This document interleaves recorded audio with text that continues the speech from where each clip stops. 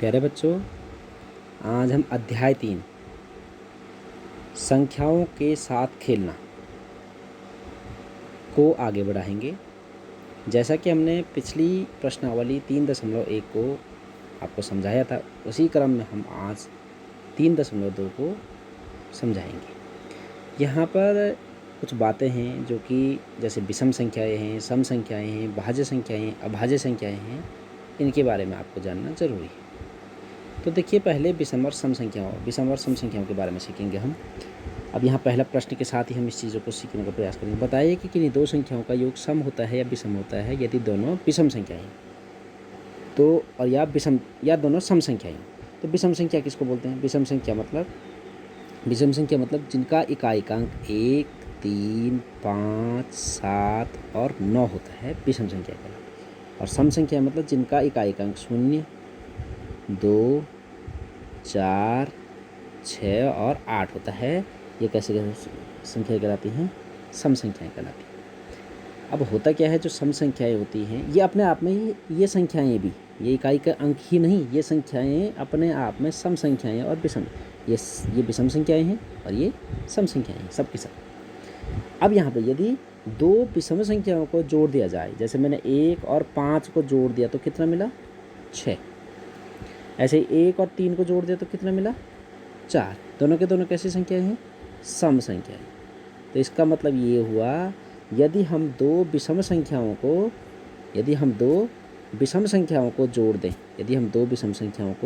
जोड़ दें, जो मैंने यहाँ पे कर रखा है, तो हमें कैसी संख्याएं मिल रही हैं? सम संख्याएं मिलती हैं। और यदि दो सम संख्याओं को जोड़ दिया जाए, यदि दो कैसी संख्याओं को जोड़ दिया जाए? सम संख्याओं को जोड़ दिया जाए। तो बी में लिखा है, यदि दो सम संख्याओं को जोड़ दिया जाए, यानी हम क्या कर रहे हैं? सम संख्याएं कौन कौन सी हैं? यदि मैं 2 और 0 को जोड़ दूँ, ये अपने आप में सम संख्या है, 0 तो 2 हो जाएगा, तो सम होता है। मैं 2 और 4 को जोड़ देता हूँ, कितना होता है? 6 होता है। और 2 मैंने यहाँ पे कर रखे, 2 और 4 और 6 और 8, तो ये दोनों के दोनों कैसी संख्या हैं? सम संख्या है। तो हमें पता लगा कि दो विषम संख्याओं को जोड़ने से भी सम संख्या मिलती है और दो सम संख्याओं को जोड़ने से भी एक सम संख्या मिलती है। इतनी बात आपको क्लियर हो गई। अब आगे हम बढ़ेंगे सवाल नंबर 2। सवाल नंबर 2 में क्या है कि हमें जो ये कथन दे रखे हैं, इनमें से सत्य और असत्य को ढूंढना है। असत्य को हम कट लगा देंगे या असत्य लिख देंगे। तो क्या है? 3 विषम संख्याओं का योग सम होता है। यहाँ पे बोला है 3 विषम संख्याओं का योग क्या होता है? सम होता है। ये सत्य है कि गलत है? 3 विषम संख्याएं, मैं 1, 3 और 5 को जोड़ देता हूँ, ये विषम संख्याएं हैं। 5 और 3 8 और 1 9 हो गई। 9 कैसी संख्या है? विषम संख्या है। कैसी संख्या है? विषम संख्या है। जब ये विषम संख्या है तो हम क्या बोलेंगे कि यहाँ पे तो ये पोल है, सम हो रहा है, तो इसका मतलब ये कैसा है? असत्य है। तो इसका मतलब ये असत्य है। ठीक है। फिर है बी में क्या बोले? दो विषम संख्याओं और एक सम संख्या का योग सम होता है। दो विषम संख्याएं हैं, 1 और 3 विषम संख्याएं हैं और एक सम संख्या, मैं 2 ले लेता हूँ उनके साथ, तो क्या होता है? एक सम संख्या होता है बोले। तो 3 1 4 और 4 2 6। 6 कैसी संख्या है? सम संख्या है। इस प्रकार से ये क्या है? सत्य है। अब आगे हम नेक्स्ट वाले को करेंगे। नेक्स्ट वाला क्या है? सी वाला। 3 विषम संख्याओं का गुणनफल 1 गुणा 3 गुणा 5 कर दो, तो 5 3 15 हो जाता है और इसका गुणा 1 के साथ कर दो, कितना हो जाएगा? 15 एकम 15। 15 कैसी संख्या है? एक विषम संख्या है। कैसी संख्या है? विषम संख्या है। तो हम यहाँ पे ये क्या बोल रहे हैं? ये विषम संख्या होता है बोल रहे, तो ये सत्य है। अब डी वाले को, यदि किसी सम संख्या को 2 से भाग दिया जाए तो भागफल सदैव विषम होता है। किसी सम संख्या को 2 से भाग दिया जाए, सम संख्या कैसे है? मेरे पास 12 है, इसको मैंने क्या कर दिया? 2 से भाग दे दिया। यदि किसी सम संख्या को 2 से भाग दिया जाए तो सदैव की बात, एक बात बोला है सदैव। सदैव का मतलब ये हर हमेशा कैसे आना चाहिए था? विषम होना था, लेकिन यहाँ पर तो 6 आ गया। लेकिन 10 को हम 2 से भाग देते तो 5 आता है, ये तो विषम है। तो कभी विषम आ रहा है और कभी सम आ रहा है, तो सदैव नहीं हो रहा है। ये कैसा है? गलत है। ये कैसा है? असत्य है। ये वाला कैसा है? ये डी वाला। डी का उत्तर के आगे आप असत्य लिखेंगे। क्या लिखेंगे? असत्य। अब ई वाले देखो, सभी अभाज्य संख्याएं विषम हैं। तो सभी अभाज्य संख्याएं, अभाज्य संख्याएं वे संख्याएं होती हैं जिनका जो स्वयं के गुणनखंड होते हैं और या तो एक के गुणनखंड होते हैं। तो ऐसा ये सभी अभाज्य संख्याएं विषम है, ऐसा नहीं है। सबसे छोटी अभाज्य संख्या है 2। सबसे छोटी अभाज्य संख्या कितनी है? 2। और 2 के गुणनखंड कितने होंगे? 1 और 2, इसलिए 2 क्या है अपने आप में सबसे छोटी अभाज्य संख्या। लेकिन हम जानते हैं, मैंने अभी पढ़ाया था कि 2 एक सम संख्या है। 2 एक सम संख्या है, सभी अभाज्य संख्या, सभी मतलब सब होने चाहिए थे, लेकिन यहाँ पे तो 2 आ गया, यानी 2, 3, 5, 7, 11 इस प्रकार से अभाज्य संख्याएँ होंगी। 2 तो यहाँ पे सम संख्या है, तो ये विषम तो हो ही नहीं सकता, तो इसलिए ये क्या है? असत्य है। ये कैसा है? असत्य है। समझ में आया आपको? अब आगे बढ़ेंगे हम। F, अभाज्य संख्याओं के कोई गुणनखंड नहीं होते हैं।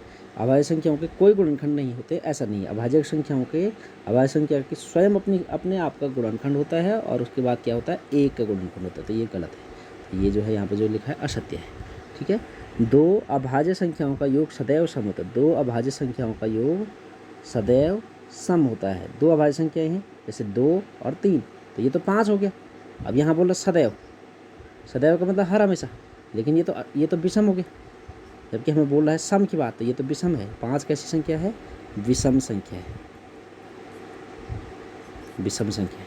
तो यहाँ पर हम बोलेंगे ये असत्य है। ठीक है, सम नहीं है बल्कि विषम है। केवल 2 ही एक सम अभाज्य संख्या है, तो मैंने अभी बोला सबसे छोटी सम अभाज्य संख्या 2 है और वही सत्य है। सभी सम संख्याएं भाज्य संख्याएं होती हैं। सभी सम संख्याएं भाज्य संख्याएं होती हैं, तो ये असत्य है, क्योंकि 2 एक सम संख्या है, लेकिन ये एक अभाज्य संख्या है, ये भाज्य नहीं है। 2 कैसी संख्या है? अभाज्य संख्या है, और ये जबकि ये सम संख्या है। तो सभी सम संख्याएं जो है भाज्य होती है, ऐसा नहीं होता है। ठीक है, 2 एक अभाज्य संख्या है। ठीक है, जबकि वो सम संख्या भी है। अब हम जी की तरफ पढ़ते हैं। 2 सम संख्याओं का गुणनफल सदैव सम होता है। 2 सम संख्याओं का गुणनफल सदैव क्या होता है? सम होता है। 2 सम संख्याओं का गुणनफल। सम संख्याएं कौन सी है? जैसे 2 और 4, 4 दूनी 8, सम हो गया, ये सत्य है। अब हम एक सवाल और देखते हैं, सवाल नंबर 3।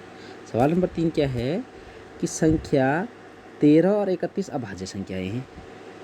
इन दोनों संख्याओं में 2 अंक 1 और 3 है, यानी 1 और 3 है। 1 और 3, और इसको हमने उल्टा कर दिया, 3 को आगे लिख दिया।